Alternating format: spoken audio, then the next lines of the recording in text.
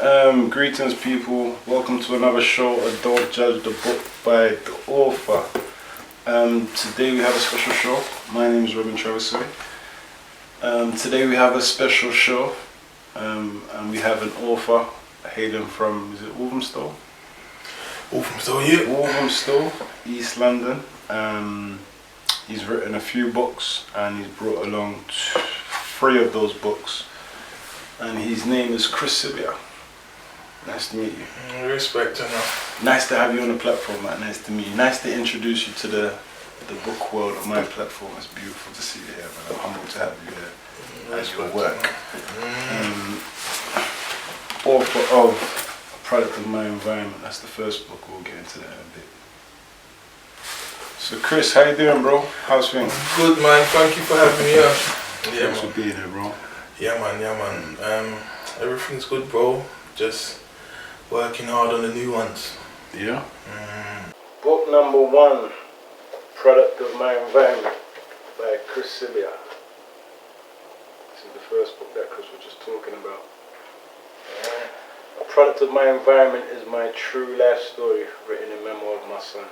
It represents an emotional journey in a London far removed from the glitz and glamour the world sees. From a boy living for the moment in the belly of broken Britain to a man determined to defy the odds, this book exposes the reality of urban youth growing up in London's inner city. Youth that are forced to find their own way within society, often leaving the inevitable temptations of crime. Cool, do you want to tell us about this book, Product of My Environment? Yeah, so, boom.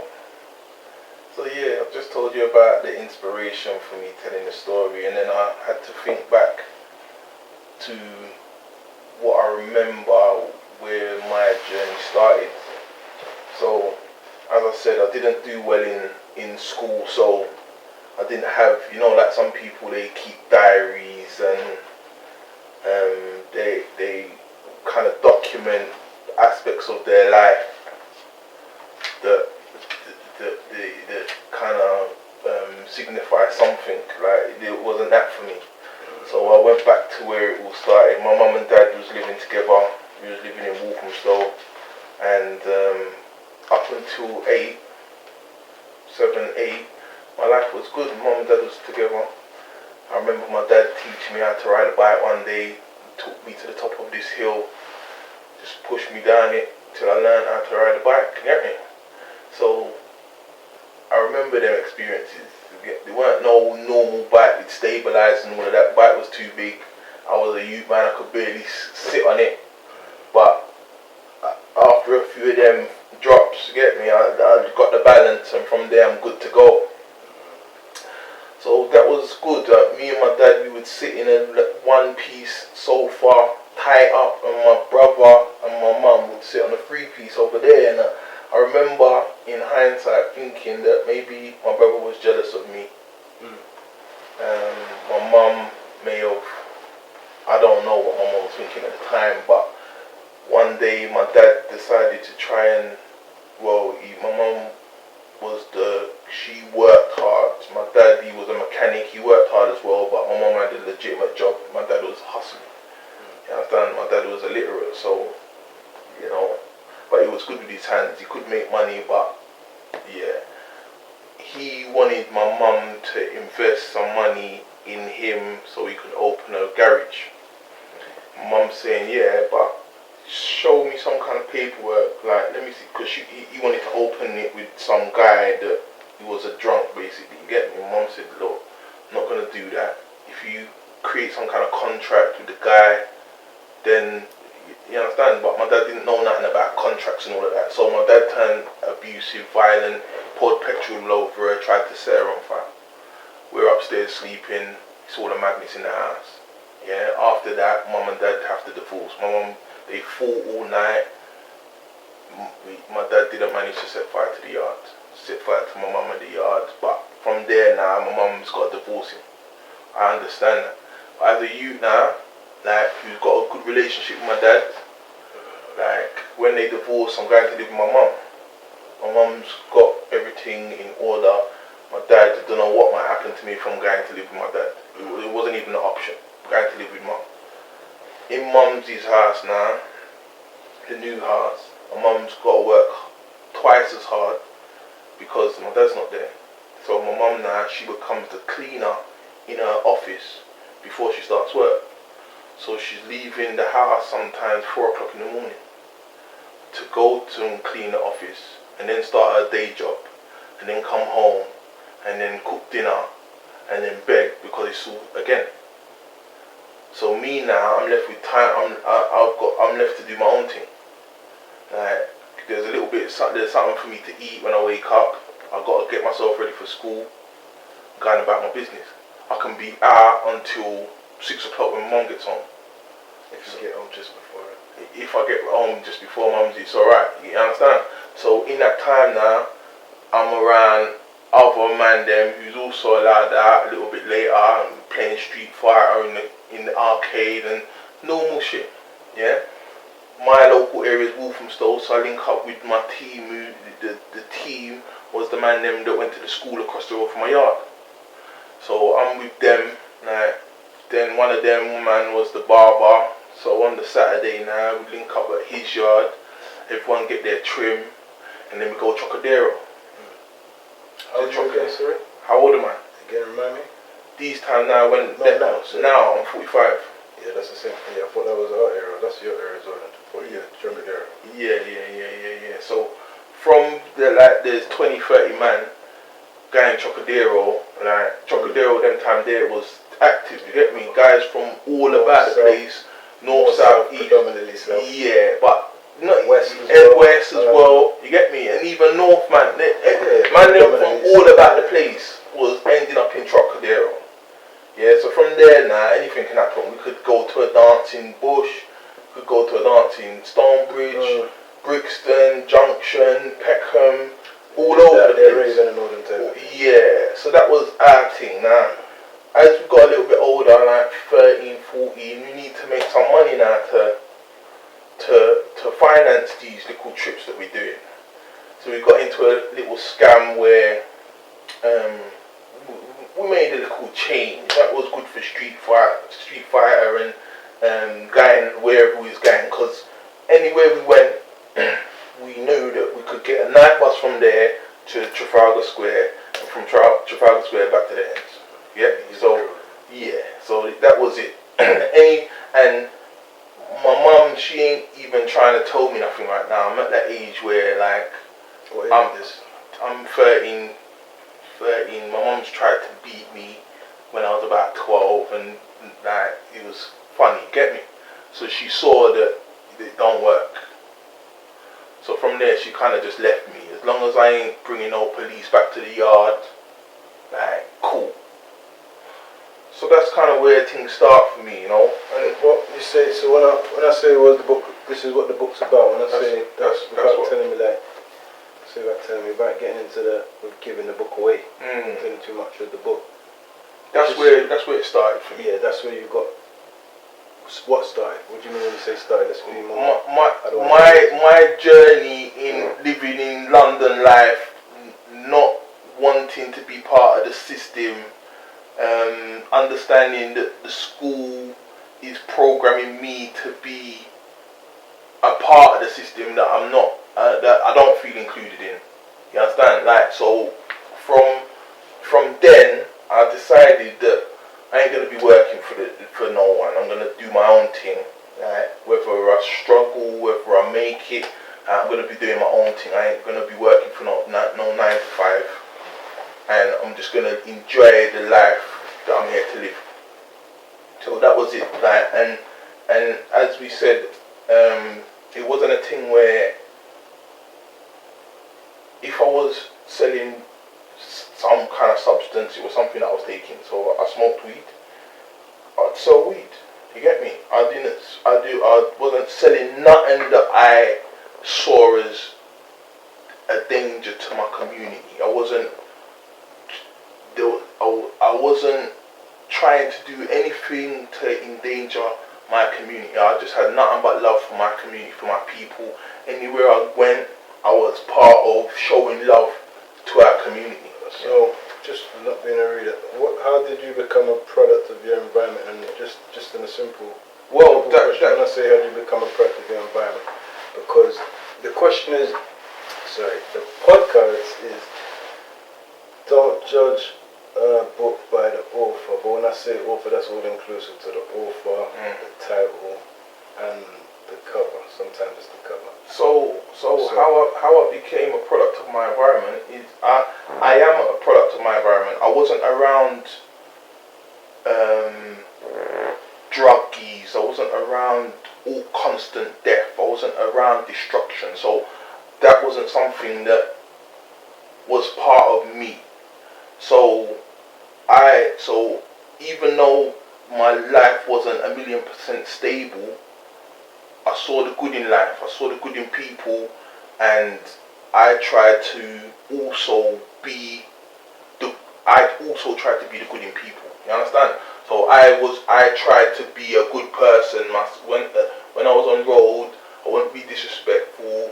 I wouldn't be trying to rob no one. I wasn't on none of that. You understand?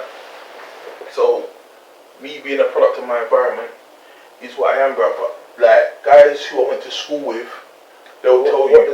What does it mean? So for me, okay, A product of my environment. I said this. Judging the book by its author cover, I don't know if you do it, but I believe we all do it. I remember when you first showed me this cover, I can't remember if we had a conversation about it, but you first told me, and I think I said something about the title. A product of my environment. When we spoke about the time, right? Yeah. I can't remember what I said at the time. I can't remember either, but a product of my environment for me is. What does it mean? There's a reason. Yeah. So I believe that everybody is a product of their environment. Yeah. So my environment wasn't that bad in comparison to a lot of people. So the man I become I didn't become a bad man. You understand? So that's what a product of my environment means to me. Like I acknowledge that if you grew up with bare fuckery, then it's not going to be surprising if you turn fuckery yourself. You understand? I didn't grow like that. So the man I am today, the same man I was in school. Yeah, I remember reading this title at the time, and I remember thinking, I was writing Mama Can't Raise No Man at the time, and I remember thinking, Mama Can't Raise No Man's already getting prejudged for its title, but that was part intentional. And I just didn't know it would turn off so much female readers. Yeah. I didn't think it would have that. I knew it was intentional, but I didn't know it had the power to make people just not pick up a book because of the title. But I'm cool with it. Judge's book by the author. It's cool. I understand. It's okay. And so I explain what I need to. That's why I asked you the question. You could read this in where my headspace was at the time, as I've just finished writing a book and explaining that I'm not a product of my environment. Quite the opposite. No, I can't be a product of my environment. For me, I was raised in an area and I became a victim. Not even a victim, because victim's the word I don't like to use. I became sick, like catching COVID. I caught the street mentality, and I became sick of it.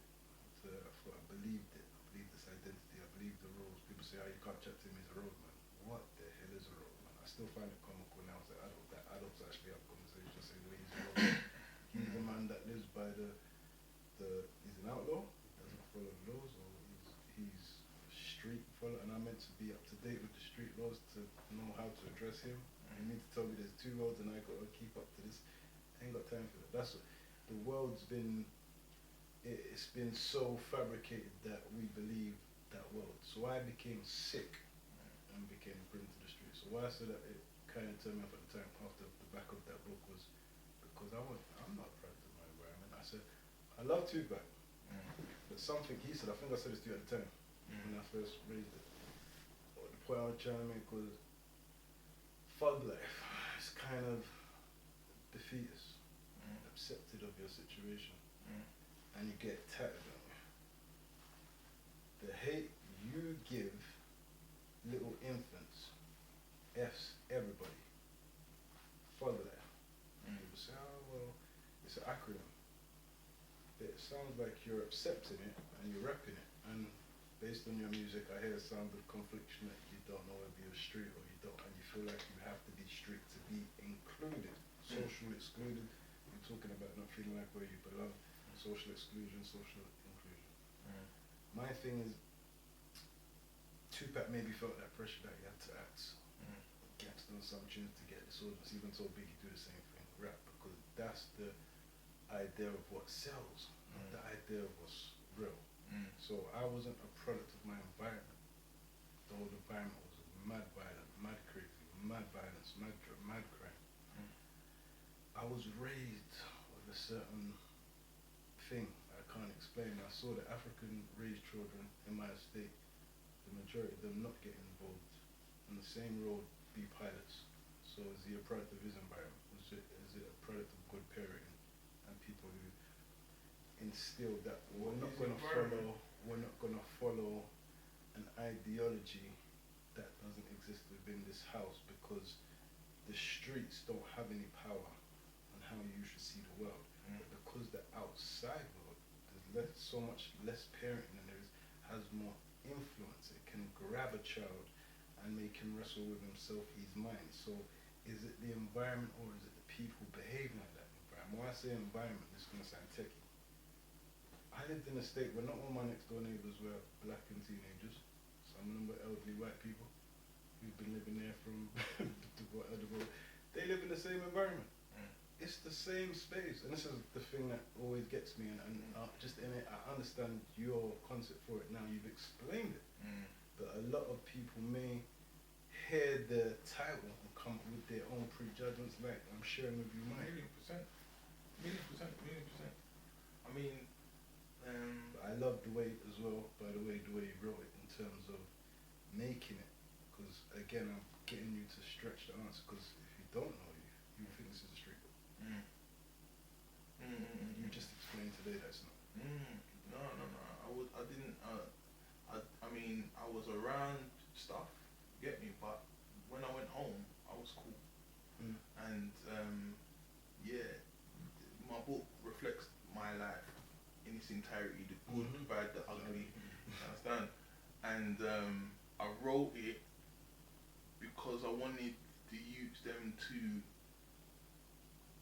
see all aspects of my life, but also know that the importance of reading.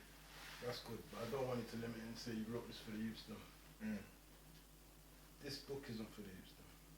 This book is for young people and old people. But what I'm saying to you, sometimes a title can do a disservice to your own book. A lot of people wouldn't pick this up, not from my background. Other backgrounds as well. So maybe some of my background were fed up. Maybe they've got a murdered cousin, or they just don't want to hear the story about what your reason is for why you killed my cousin, type of thing. Like that's the reality. So they'll knock it off thinking it's about that. Yeah. You're not getting that. But that doesn't say that, and the cover doesn't necessarily say that, and the back doesn't show how powerful it is. What I'm sharing with you as an observer. This is why we have a platform to say, look, come talk about this.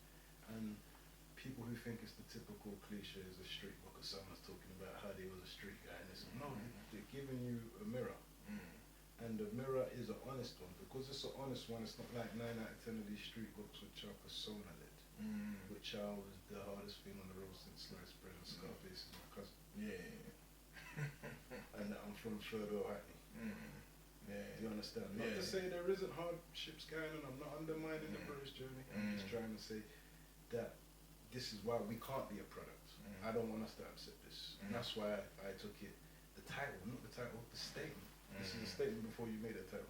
Same way people didn't like Mama Can't Raise My Mind, and I was like, I see where they're getting this. But then if they listen to what I'm trying to say, it's not that Mama can't raise no man. It's that one hand can't clap. Mama wasn't supposed to raise a man by herself. So why do you get so upset when I say she can't? It's not a criticism on you. You just now said Mommy had to go to work. Mommy had to do that. Your mum wasn't meant to fulfill all these roles. They fell upon her and she rose to the occasion. Salute. That's a single mother. We salute not one who chooses to get rid of the dad because he's not doing some of the things that your dad was doing, just threatening to the children. And that's what the book was saying, if you're going to be a single mother. So again, I have to explain that in order for it to get in order for it to get heard. And I'm making sure that you get the same credit in case case anyone hasn't said to you, this happened maybe, because I'm not a yes man, but I think you know that about me right now. So I'm letting you know that this could have been to many people. But this book, make sure the shit's on there. This one's still recording for one, but I don't give a shit. I want the people to look in and get a closer. Product of my environment, people. You'll get Chris's details at the end. But that's not the only book Chris has written. Before, I want to come back to you on the reviews about this, both of them. With guns followed me ever since my dad made me a boy soldier. Drugs soothed the pain of my mum's untimely death, and murder is ingrained in the fabric of the London outside of Donsey. It's on top. The Reggie Stepper story is my true life account of a sex-fueled, drug-induced Elstone Don. Here to tell you, going to jail is definitely not glamorous, and getting shot is not like you see in the movies. You might just piss your pants like I did. It's on top. So, it's obvious that you're not only an author for self, but you write books for other people. That I have to salute. Respect to, for multiple reasons. Some people like to get credit for books they didn't write. And I think if you're gonna have your name in a book, even if it is a middle class person who's written a book, and it's about our story, just say, yeah, it's my name, but they wrote the book, because to be credited as an author, you have to be able to have some form of author shit to you. So I credit that you're a genuine author. You have the ability to tell a story. That's enough. So yeah, salute, bro. You want to talk about the Reggie Stepper story? Yeah, so Reggie was one of my elders. So part of me finding myself, like, my mum, she kind of, because she focused so much on work and just providing, there wasn't much time she had for me. You understand? So I would go to my brethren's yard down the road, who had a kind of a very dysfunctional family, but I felt the family unit there more than I had in my own house. So I would spend the majority of my time there. So big up Mark, David. Yeah, so David was my age, Mark was his older brother. They all lived in the house. That was one person I thought you said Mark. Yeah, nah. David was my age, Mark was the older brother. And there was a few siblings that all lived in the house. Mum, she was a lovely lady. The dad was a drunk, very abusive, mad when it was crazy. They had a little rock staff in there. So you know, like all of the man them on the ends doing anything, that's the yard that they would go to. All the stolen goods, everything all went there. So that is kind of where I spent most of my time. So Reggie was Mark's brethren. So like they all come like my older brothers type situation, you understand? So Reggie was a man where I come up with them, and I like the style of these elders, and I would kind of watch them. Watched them for a couple of years before I started doing my own thing. So this time now I'm about 9, 10, 11, 12 before I started rolling with man them from school, secondary school. Yeah. So Reggie was one of them man there, and he'd lived a mad life in the sense that his mum died when he was young. Yeah, tell us about the book now. So my book, it was therapy for me, because what I have to say with regards to me even feeling I could write my own book, up until 26 I'd never read a book in my life. Yeah. One of my school friends, he had an older brother, and it's the first man I ever met who was making money legitimately. Yeah. Anyone before then I see making money, it's crime, some kind of crime. Yeah. I'm trying to get involved in. Yeah, but he was the first guy I see driving the big whip, the big house, and he can drive in front of boy them and no one ain't saying nothing. Yeah, the first guy I seen. So he's telling me now, like, I said, yo, what you do? Get me, like, because I was cutting hair them time there, and his brother would bring him, and I'd cut both of their hair, and he'd give me pinky each trim, you get me? So I'm like, and he's coming every week. I'm cutting his hair every week, he's giving me a pinky. You know what I'm saying? Like, what do you do? At these time now, trims are 5s and 10s if you're lucky. You get me? You understand? So I'm like, right. So he told me a little bit about his story, and his story is one of the stories that I got coming. But basically, his story is crazy as well. But he found himself when everyone used to take the piss out of him, he decided to lock himself off from everybody and learn something. So he typed in Google. This is when Google's just starting. Books that make over 100 grand a year. Yeah, typed it in, and SQL came up, structured query language. And this time now he's on gyro, yeah? So he took his gyro. Nah, you gotta explain what gyro means to the young listeners, man. Oh yeah. You can't just fling it. Alright, so gyro is job seekers allowance. Now, it's job seekers allowance. Back then, yeah, it was gyro, yeah? So boom, he took his gyro and he bought a book that costs about £60 on SQL and Mavis Beacon, yeah? So Mavis Beacon is a typing program. You put it in, and it teaches you how to type. And he's reading this book. By the time he finished reading the book, it took him 6 months. You know what I mean? He studied 6 hours a day. Yeah, shut the door to everybody. He's learning how to type. So first he starts off, and then, and after 6 months, you understand? He's on it, and he read this book. And when he finished the book, now he's ready. No structured query language. He needs experience. So he phoned companies now. Excuse me, I can do SQL, but I ain't got no experience. Yeah. So what I'm prepared to do is go and work. I can work for you for 3 months to prove myself. If you like what you see, give me a job after 3 months. All I'm going to ask you to do is pay for my transport and my lunch. Yeah.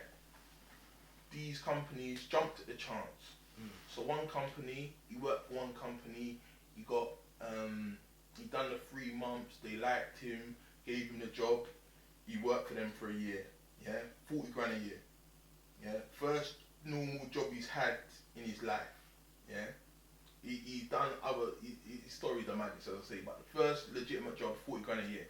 So where he's got that experience now, he's looked at the market and he realised, like, yo, they're paying 120 grand for a 6 month contract.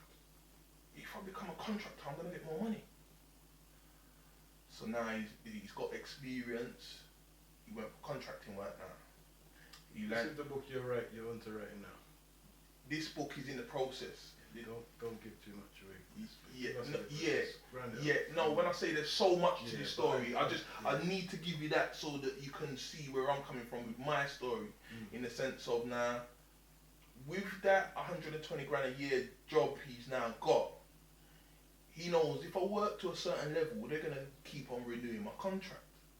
So if they keep on renewing my contract at 120 grand every 6 months, do the maths. You get me? They ended up renewing his contract for 3 years. Yeah? And this is the time when I met him, where he's giving me pinkies a trim. You get me? So now, this time now, as I say, I ain't read no book in my life, so I'm rating his thing, but his thing ain't my thing. You understand? Because I ain't got the commitment to sit down and read these books. Yeah. As we got to know each other over a period of time, he started bringing me these same books that he's making all this money on. You get me? So he said, yo, Chris, listen, I got this book for you. Yo, take this book, read this book, read this book, read this book. I'm saying, yo, fam, thank you. You get me? I take the book and I put it down. You get me?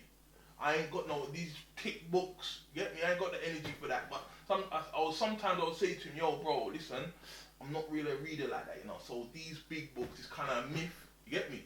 But I appreciate it. He said, no, don't worry. So he started getting me some smaller books, yeah? And even the smaller books, I didn't have no time. I was on the road, I was doing bits and bobs. I wasn't making no money like him, but I wasn't too bad. Yeah? But I went Canada and came back with an injury. Right? Come back with an injury, and now I can't walk. I'm on crutches. I was on crutches for 9 months. Yeah? So I started picking up these books. First book I picked up, bro, as I opened the book, pinky fell out. Get me? I was like, ah, get me? So now I'm thinking, wow, there's been a pinky in this book all this time. So now I've gone back to all the books around the yard that he's given me, and in every one of these books there's a pinky in there, you get me? So that right there showed me the value he had on reading. You understand? So I had to holler him. I said, yo, bro. I said, listen, thank you. You understand? And from there now, I know I have to start reading. So that's what started my reading journey. And then 2 years later, my son's born premature. I'm sitting down reading this book, Cupcake Brown. And now I'm feeling like, yo, I've read enough now to think if she can write a book with everything she went through, I must can write a book. So nothing gain. That's where you understand? So now that's where I started my journey. So yeah, that's interesting, man. That's interesting. That's very interesting. I heard something similar to that the other day about someone putting money in that book for their brother. Every time we finish the book, give them incentive. That was just a silent incentive that you just didn't see it from the first book or you didn't pick up. But yeah, I love what you've done there. Getting into. But yeah, my next question would be: do you think that black authors get support, get a fair shot, I would say, in the book industry in the UK? You say black authors are taken seriously? Definitely not. And definitely not, bro. And this is why I tell you something, bro. Like, because the next guy I have to mention and big up as well is Von. Yeah, Von Moser. He, as I was writing my books, as I was writing my first book, A Product of My Environment, like I went to an event in Hackney, Stokey, and this guy was posted up selling his books. I was like, yo. Before him, I hadn't seen no man them that looked like us, like with no book out. Who's the person you said? Von Moser. He's from Brixton. Yeah, he's a couple years older than us, and he had his book out. Older than you, yo? Oh, right, yeah. 2 years older than me. Yeah. So he's a couple years older than me. So like, and I said, yo, what you saying? You wrote this? Is this? he in his 50s, this man? Like that age group? He's gonna be 50 this year. Okay. Yeah. He's gonna be 50 this year, or he's thereabouts. Boom, now. I said, yo, what are you saying? You wrote this book? He said, yeah, man. I said, brother, I'm writing a book, you know. Like, give me a number. I bought his book, you get me? And I read the book over the weekend. And his book was the first book I remember reading that was similar to the kind of story that I was trying to tell. When did you meet this guy? You say you met him in Hackney or Brixton? Yeah, Hackney. He's from Brixton. He's from Brixton, yeah. So I told him like, yo, I'm writing a book, you know, and like we kept in contact. And when my book was ready, now he helped me a lot in the editing and the publishing side of the book. He helped me in all of that kind of stuff. But just to stick to the question, not to digress, would you say black authors get support? I know you're referring to an author from Brixton, but I mean in the book industry. No. In the UK. And fellow like us lots. Yeah, and I tell you that to say, when I came to your book launch at Hackney Empire and you filled the book, or you filled Hackney Empire, like I was so, and the thing is, I told Von, I said, Von, listen, because you had it, I swear you held it on the 27th of September. Which launch are we talking about? Which book? I think this is, you had a book launch on the 27th of September. Do you remember? Yeah, I think that was the second book, because it was the second book. Yeah, it was the second book. Yeah. And the reason why I remember is because it was on my birthday. Okay. Right. And I brought Von. You get me? Okay. And Von, that question that you asked me, that's the reason why I brought up Von. Like, Von has always been disheartened with how the black community received black authors in England, yeah? And I said, nah, brother, this brother named Robin Travis, my man's been moving units, you know. I don't know, he's just been moving units, you know. He's saying, oh, but I don't know who he is. I said, bro, listen, the Hackney man, I know his cousin, yeah, like a prisoner to the streets, moving, his things turn up, yeah, his things mad, yeah. So when I told him about your second book launch, I said, yo, he's having it in Hackney Empire. So he said, I'm coming. So when he come, we both sat down together and he looked around, he see all them people. He said, wow, this is so black people do take us serious in this country. Like, now, Brixton's a totally different area in the sense. Like, I probably get more love in Brixton than he gets in Brixton for some reason. I don't know, but he's always felt like Brixton ain't supported him. Yeah, It hasn't. huh? He feels like it hasn't. It hasn't supported him. Yeah. Brixton supported me, man. Is it that they haven't supported him, or is it that they haven't supported authors in general because? Well, look, my brethren Sherlock, he's another Brixton author. Because why I say that?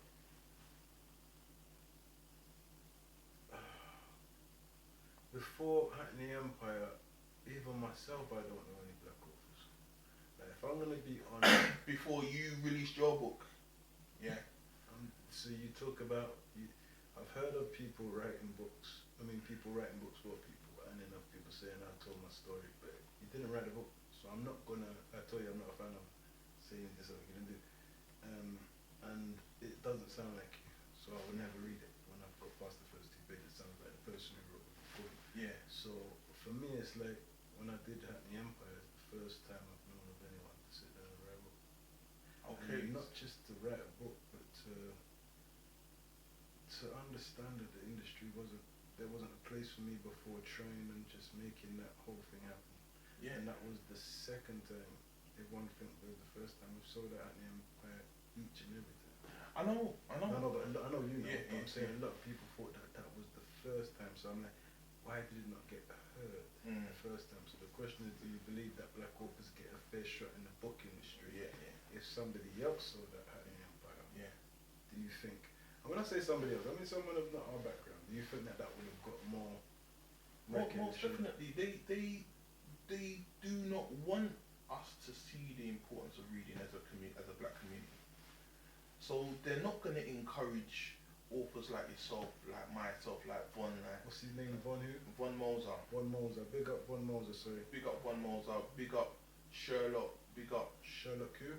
Sherlock Different. Sherlock Different. Get them Yeah, surnames yeah. in there. Yeah, Sherlock. Big up Kevin Bennett. Kevin Bennett from South London. Yeah. Tell me about him. Was that off air or on it? You told me about him. Yeah. I told you about Kevin. Dre as well. So Dre. We'll get all these guys down, man. Yeah. We'll get all these guys down. 1,000,000%. Dre.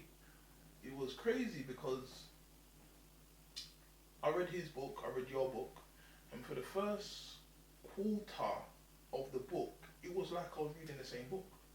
Your life and his blood. It was crazy. It was so similar. I was like, right. I said, Dre, do you know him? He hit me. He said, no.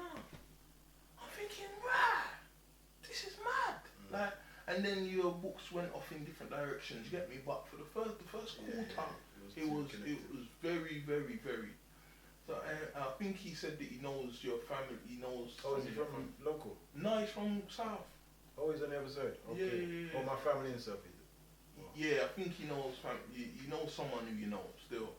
But yeah, it was. So you just with me, you don't believe that black authors get a fair shot in this industry? Definitely not, don't bro. believe they're taken serious well. You done the most I've seen within our community. that's a blessing to hear, but it's sad to know. Yeah. If that makes sense, because Yeah. it's not, and this is what I'm saying. So my second part to that question is, would I say taking Black Orphan seriously? Well, I'm taking you serious. That's why we're here having this conversation. Respect that. And it needs to be taken serious because I feel like when people start think you're so focused on yourself, everyone tries to be a part of it and go with it. But when you're focusing on you, you don't have time to focus on nothing else. You're starting. I think a lot of people want to support me initially, but I'm like, my support's not going to come in the form of the way you want it to come while I'm on my journey. But I'm onto something and I have a long vision. This is not what you look at today. This is what I've planned. But this was one of the things that was always in the background. You can't have a voice if you ain't done the work. How to do the work first. So, again, your writing's important to me, and writers like yourself. So I want to know what you got coming next, and coming next, not to get into too much detail. There is a third book here, and for me, congratulations, you've written 3 books. I've written loads of books. We're talking about the print ones. So if we both died today as authors, we've only got, we've got 3 books that are printed between the two of us. I've got those on the computer, you've got those on the computer, but we need to finish those, and then people can see that we can get some more detail of them. But yeah, I'm glad to know there's a bunch of stuff in the pipeline. But I'm praising you for these 3. Let's not worry about what's to come. This, and I'm not going to show one of them because of political stuff with the title of one of the books, and I'll get into that. But these 3 books came from one person. They say a mind's a terrible thing to waste. Chris definitely didn't waste his power in his mind, and I commend that. These are timeless gifts that you've given to the world if people choose to pick it up. And obviously, not every book's for everyone. But for the people who want to and need to connect to those books are gonna. I pray that they are blessed with the messages that are sown in the chapters of those pages. So yeah, just credit, man. I know what it takes to sit down and write, be in a headspace, an emotional space, to be the author who didn't do school. I can relate to that. And to get the job done. And this is what I say, I don't want it to be mediocre. I'm fed up of, okay, so even if the cover wasn't great, didn't have the best cover, that couldn't fit with Foils or Waterstones, or didn't have a well-known publisher, why shouldn't the book get heard? Why are we judging the book by its cover, or even the publisher? When I saw what you done with Mama Can't Raise No Man and in Hackney Empire, I was so impressed. Thank you. Yeah. My background was promotion. For years I've done promotion. I've done all the city clubs. I've done Hackney Empire. Hackney Empire was a 3,000 people capacity venue, and I was filling it on a Thursday night. A lot of people might remember from parties. From the One. It was called the One. The night was called the One. I can't remember that. You know. What years was that? That was 90. That was probably 2000. It was on a Friday night, right? Thursday. Okay. Thursday. I think I remember that. Yeah, it was a Thursday, and because my background was promotion, like I always said to myself, I want to do a massive book launch, you know. But the way how the community don't really support books like that, I said I'm gonna have to finish all of the man them that I'm writing for, and then do a joint one. So the fact that you filled it on your own, I said, this man is levels right here. And levels was high. And I remember that inspired Von, because this time now Von's looking to put down his writing gloves. You get me? He'd written about 5 books at the time.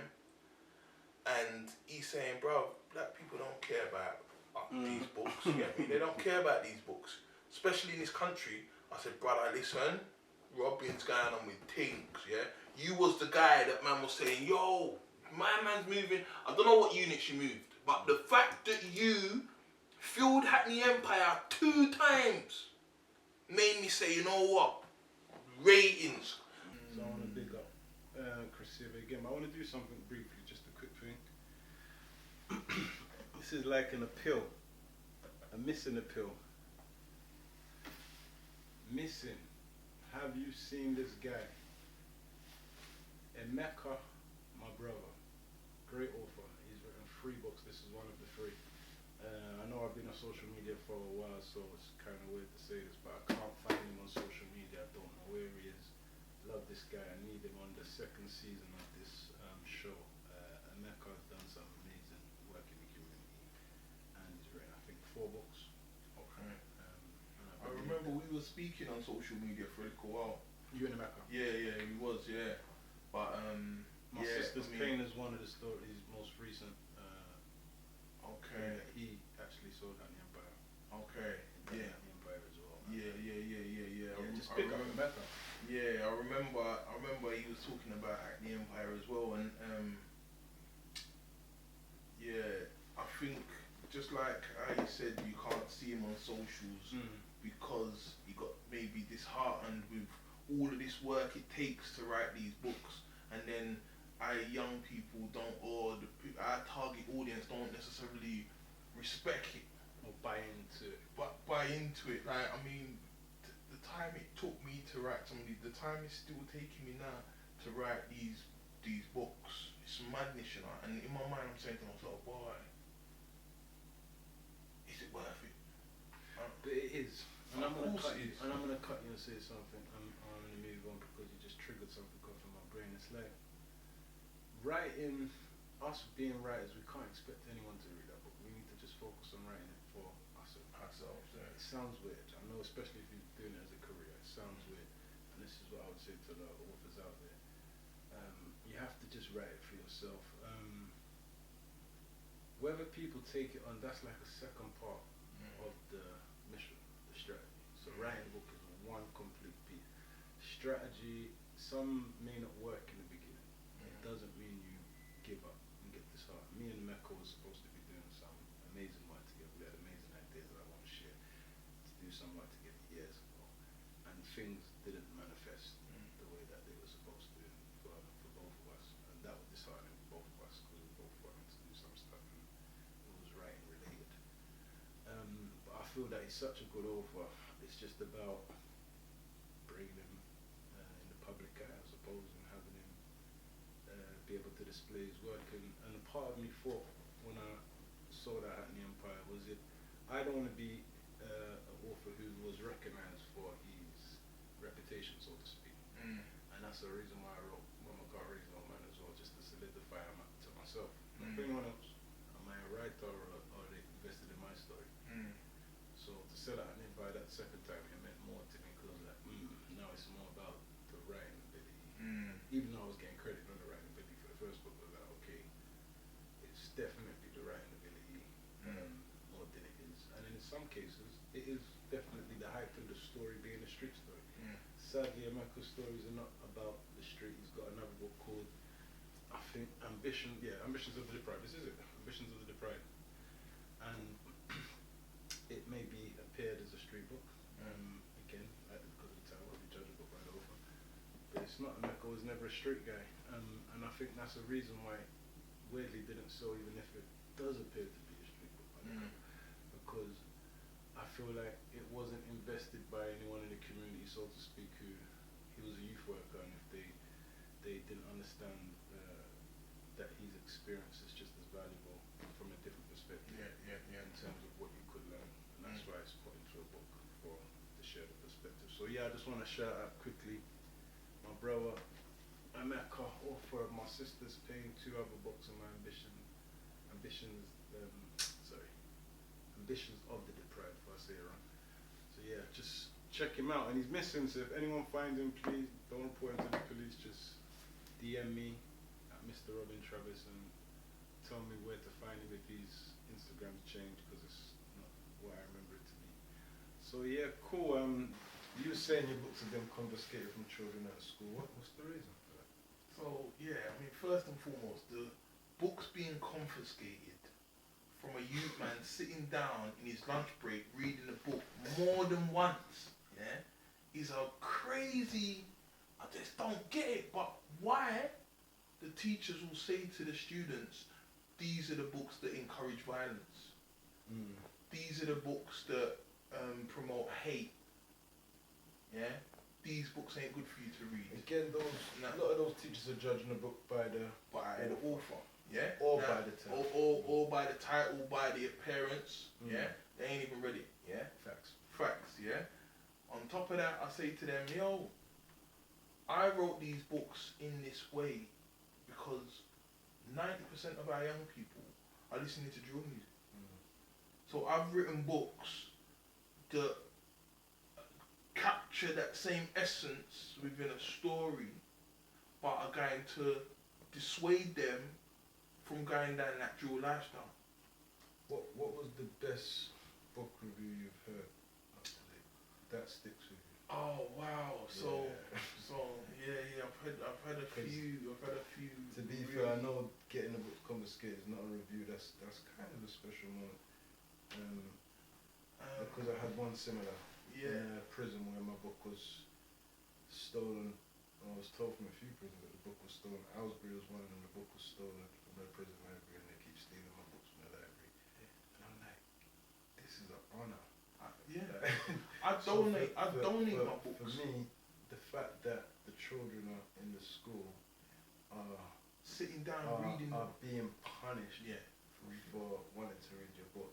I know there's a negative to it, but then there's also for me a comical value in that. It's like, where can I see the positive in that? This is hilarious, but the children are getting in trouble for reading my book. That's lovely. Yeah. At least they're not getting in trouble for doing other things. So the thing that they get in trouble for, if this is what makes them rebellious, then keep rebelling. Keep coming to me. Yeah, you could. I mean, I didn't even see it like that. I didn't see it from that perspective. All I saw it for is this how much they do not want our young people to read. I try not to see it from the obvious perspective. Is this how much they're gonna confiscate? So now you've taken the book. My man's sitting down quiet. You 90% of the time he's gonna get in trouble for keeping up with too much noise, running up and down in the corridors. He's sitting down quiet, reading the book, and he gets in trouble for reading the book now. So wow. I just have to say, like, and this is the reason why it's been quite disheartening. So let's flip that energy quickly. What? Because we know the game now, but we got to change that. So yeah, I don't want to cut you from expressing, not even expressing your frustration, because I feel you. That's why I want to focus on what your favourite review was today. I'm going to tell you this one. So I was in Croydon, no, it was Crystal Palace it was, and I was selling the books. So what I would do is I would have my bag full of books. I'll go to an event, take them out, and sell them. I'm only going home when everything's finished, yeah? So boom, I see this lady, and I approached her. She's my kind of target audience, you get me? So I've approached her, I've given her my pitch, yeah? She looked at me, she bought the book, yeah? I signed it for her, she went on her way, yeah? She reached out to me on Facebook about a year and a half later, but I remembered her. I can't even remember why I remembered her, but I remembered her, and she said, Chris, first of all, I want to say thank you, yeah? And, like, I remembered her because she explained the story. She said, look, we met in Crystal Palace probably about a year and a half, 2 years ago, yeah? I said to her, okay. She said, you know, you came, you told me about your book. I didn't want to buy your book, yeah? I did not want to buy your book, but you looked about the same age as my son, and I respected your hustle. So I said, you know what? How would I feel if my son was out here selling books to total strangers, and a lady my age looked at him and parred him off and didn't support him? Now, I would have thought, like, you know what? I got the tenner. Get me? Like, give him the tenner for the book. Yeah? She said, Chris, I sat down and read this book, and you and my son's a similar age, and your book gave me an insight into the experience my son must have been feeling growing up in a similar kind of area, experiencing the same kind of things. And what you shared in your story was what my son must have been going through from time to time in his life, and you made me aware of the struggles that a young black boy faced that I had no clue about. For that, I thank you. And it touched me differently, and I said, wow. I said, yeah. So off the back of a review like that, which is definitely meaningful, I told her something that it speaks for itself. Sorry, I told her that is the reason why I do this. For reviews like yours, for appreciation like yours, as an elder, someone who could be my mum's age. This is the reason why I do this, and this is the reason why I lose. When I lose enthusiasm about writing books moving forward, I keep going because of these comments. You understand? Have you got any plans to flip any of the writing into films or anything? That was always my intention. Always. Because I said always my intention, but I realised the system ain't gonna be financing none of that, so I need to finance it myself. I'm definitely gonna need to do that, but I'm going to, God willing. You get me? Cool. Because my everything I do is in my son's memory, and everything I do has got to be something positive I'm giving back to our community.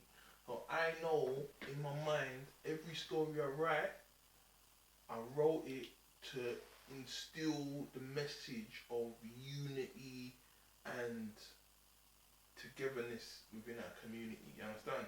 So every story, as hype as it may be, as colourful as it may be, the underlying message from all of them is going to be, we've got to unify, bro. Cool. So what advice would you personally give to any authors coming in the game, whether it be young authors, just authors in general? What advice would you give? I would say to a young author or budding author, don't give up. The reason you decided to start writing is the reason why you got to finish. You understand? Like, people say all the time, we've all got a story, but we ain't all got a story, because not everyone's stories are. You understand? It takes a lot of discipline.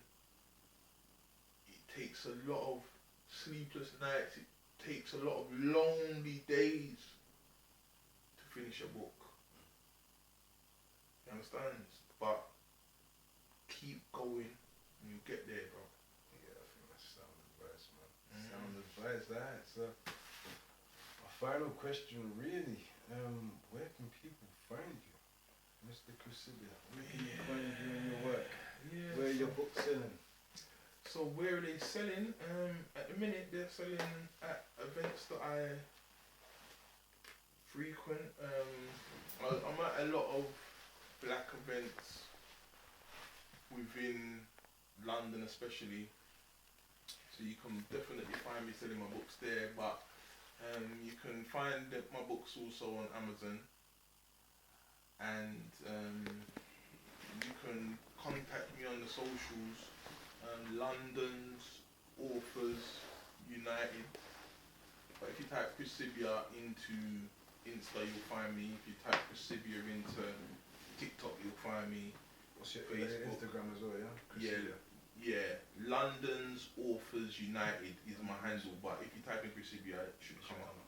Cool. You understand? Brother, it's been a pleasure having you, man. If there's anything else you want to say, man, just thanks for coming down. Thanks for sparing the time. Thank you for being a creative that you are. Thank you for inspiring. Thank you for using your son's death as not a place to sit in a shallow, pitiful state of depression, not a judgment. It can happen to anyone in that space of being stuck. Thank you for taking that and using it to give back light to the world. Thank you for coming today. Yeah. Thank you. for having me, and I want to thank you, bro, because you done something that no other black author in this country had done. You understand? You raised it above, and the visual was powerful, bro. The visual was powerful. I didn't make it to Prisoner to the Streets launch. You understand? But I made it to Mama Can't Raise No Man. Yeah, I don't think we knew each other until Yeah. But I got your book. I can't remember where I got your book or how, but I got your book. Joe, big up Joe. Jimmy Asher Foundation. Asher Foundation. Yeah. Joe told me about you. We was on the same journey. So I said we have to link. You understand? So we made that link, and yeah, bro. Just coming to Hackney Empire and seeing all those people there for a book launch, not no comedy, not no 291, not no, you understand, for a book launch, it instilled the hope that was missing from me and Von. More so Von, because I heard about Prisoner to the Streets. I heard you filled this place already, and it's a bad boy venue to fill on a book launch, you get me? So, because Von, as I told you, Von was on the fringes of leaving the writing game alone, totally.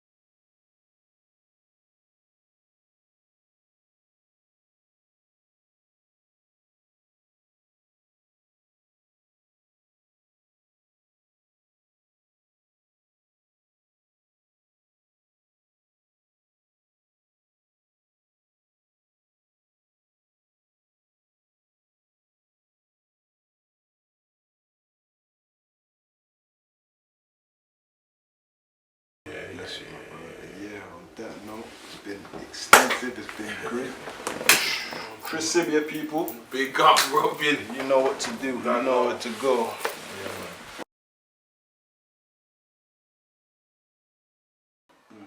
And then I had a dream, and God said that I needed to write that in a book.